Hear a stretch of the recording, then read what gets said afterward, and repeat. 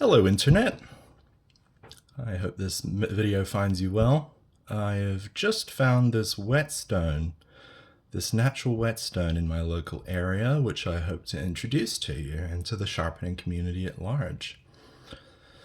This is a natural whetstone from my local area, so Black Hill, Ballarat, and I think that you may find it quite interesting.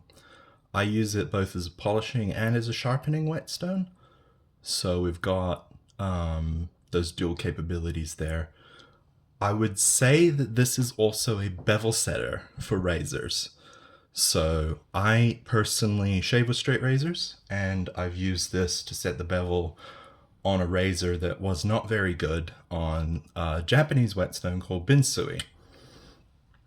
But when I used this siltstone to reset the bevel, it was actually quite good. And after a Mikawa Nagara progression on another Japanese natural whetstone, I was able to receive a shaveable straight razor edge, which was quite good. I've already given this stone a bit of a lapping with a 140 grit Atoma diamond plate, but I thought I would show you a little bit of its features here. So we've got a bunch of knives. This one I'll just use for sharpening tests. It's got quite a dull edge at the moment. That knife is KO9 steel, so it's a stainless culinary steel. We've got this kiradashi here. Kind of got this scratched finish. I'll show you at the end what that finish is like once we've progressed through the polishing process on that stone. We've got this nakiri here, which I'm going to show you the polish of in a moment. And that's Bluetooth steel, I believe. The kiradashi is, the craft knife is 1095 steel. So it's a file, it's an old file that I found and ground down. So yeah, we'll, without further ado, let's continue to this, actually, no, we will have further ado, because I want to show you the sharpening and polishing, but I'll tell you a little bit about it first. So this is a siltstone I found in my local area. It cuts, in terms of sharpening, around 800 or 1000 grit, yeah, for sharpening. So it's not the highest, but definitely it's an acceptable edge, I'd say, for if you're doing kitchen work. This will murder veggies, this is no problem. But for polishing, actually, I found it really interesting. You will get more of a 2000 plus grit edge surface of your polish. So what you want to do is, if you're trying to compare different whetstones and you're trying to find out what works for you in terms of your polishing progression, get a little USB digital microscope, and it'll tell you what different polishes look like at different magnifications. So my 2000 grit whetstone, there's a synthetic version that I use called the Naniwa Green Brick of Joy. It's awesome. Really love it. Great whetstone. Delivers a mirror polish, which is a bit different to this one. But basically it leaves some very shallow but still deep-ish gouges in the steel that are visible to the naked eye. This also leaves gouges, but they're much more shallow, and they show kind of more a differential in the core and the cladding steel, which I think is the appeal of natural abrasives when you're looking at something like polishing, because often we're polishing something that has core and cladding steel, or if we're doing something like this, which is Honyaki, it's one kind of steel, but we've got differential hardening. So there's soft and there's hard steel. The appeal of natural abrasives is endless, I feel. And honestly, while I love Japanese whetstones, I think that this is one that's quite good for polishing even outside of Japan, you know? Japan does not have a monopoly on natural whetstones, although they are very, very nice to use. So yeah, without further ado, let's begin the polishing process.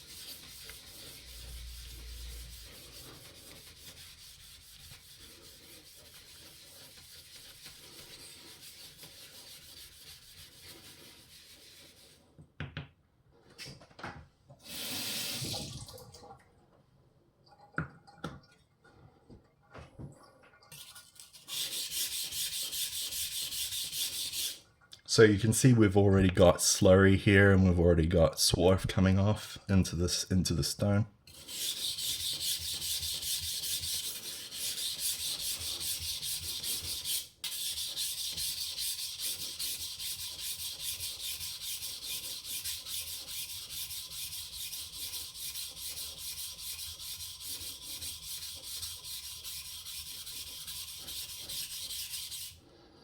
This stone is quite a big drinker in terms of water, so we're going to have to give it a couple of sprays every now and then.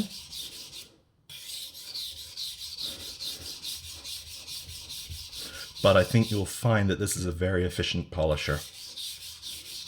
It's great at deleting 400 grit scratches, great at deleting 1000 grit scratches, and pushing it into that above 2000 grit range.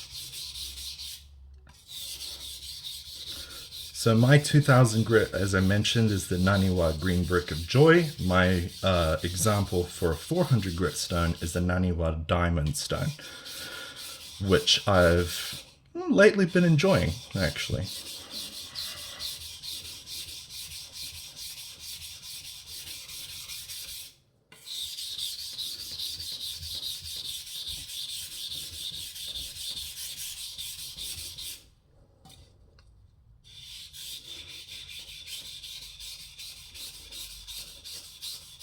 And because this knife was sharpened at such an acute angle, actually, this is sharpening it as well.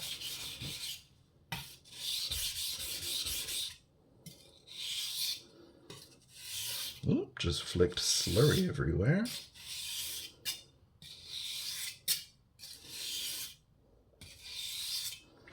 Let's give that a bit of a wash off.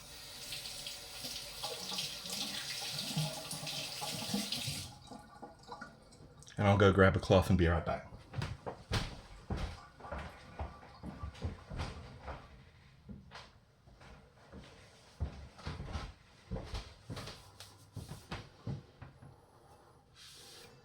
All right, I hope you can see this. We've got a little bit more detail in the core and cladding. You can still see some scratches. Let's turn the focus on there. Don't mind the high and low spots, they're just doing their thing. This knife isn't perfect, this is my daily work knife anyway. I use that for cooking just at home. I'm not a chef or anything, but yeah, there you go. Okay, now while we've got some slurry on the stone, actually let me wash this stone off.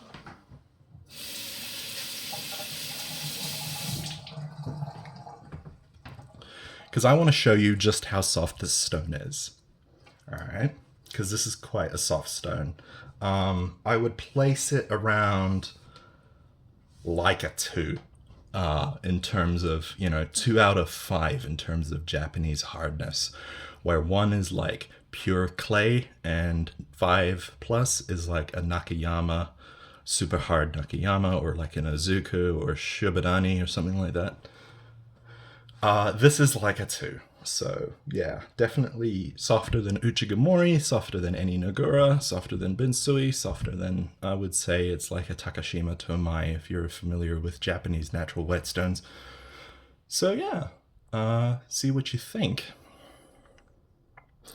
We'll give this a bit of a sharpen. Actually, no, we'll polish this Honyaki Kiridashi without any slurry. So you're going to get to see a little bit of how soft this is.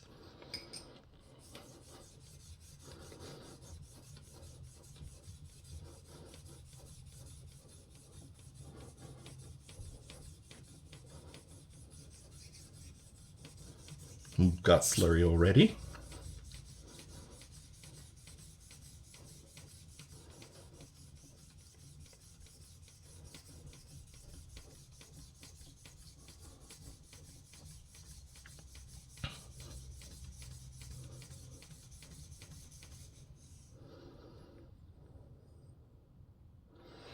Yeah, I'd say that's actually done because I polished this Kiridashi a little bit earlier. Let's take a look at that. All right, so we've got a bit of a double hamon going on there. But still some very superficial scratches.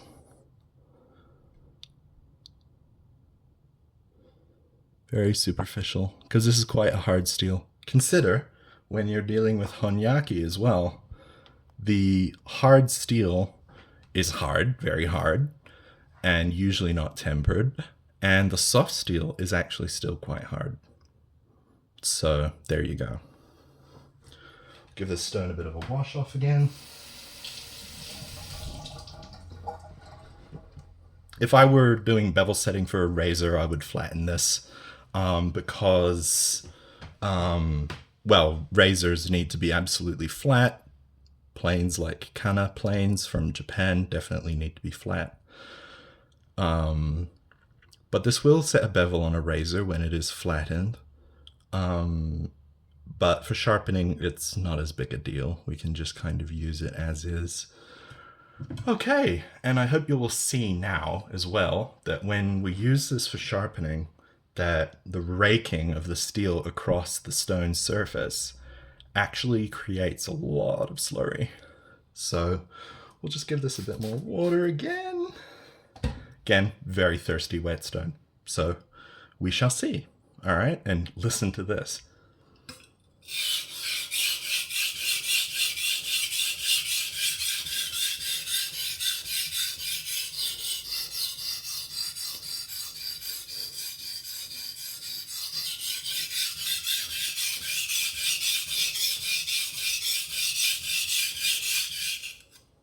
So we've got slurry already. That was one pass, one side rather.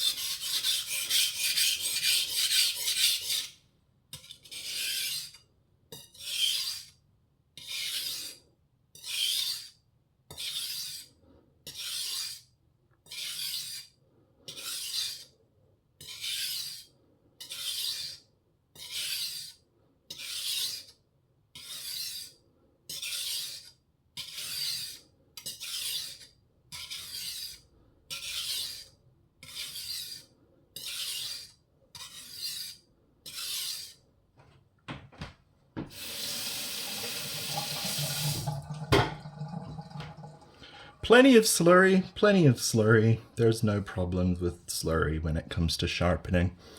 It might be a little too muddy for some tastes, but I don't mind it personally. I'm usually sharpening at a togi die because I do sword polishing as well. I'm studying under a master for that. So I can usually just grab a handful of water and just wipe it off as I go if I want to create the cleanest apex in the world. But there you have it. There's our little sharpening demo. So, you know, this will kind of dig into the thumbnail. Yeah, there's some skidding still. Some spots I missed.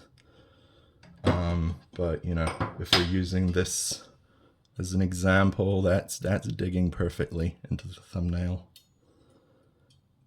This is quite an acutely sharpened knife, so there you have it. I hope you found that interesting, and I want to try and use some more natural whetstones in the future. So we're going to be exploring what I have in my collection. We've got examples of Japanese natural whetstones. We've got some Chinese natural whetstones, some New Zealand whetstones, and I hope to show you more of the Australian naturals as well, because there is a little known whetstone called the Mudgee shearstone. I don't currently have in my collection, but I would like to show you at some point what that stone can do, and hopefully revitalize a bit of interest in natural whetstones, because I find them very interesting. I find them kind of quirky, and they're really useful actually in my polishing progression, in my sharpening. I find they're more enjoyable to use in synthetics, certain synthetics. But at this grit range, yeah, I find them quite good. And I hope you will stay tuned. and we shall see what the future holds for this channel. All right. I hope you enjoyed, and I'll see you next time.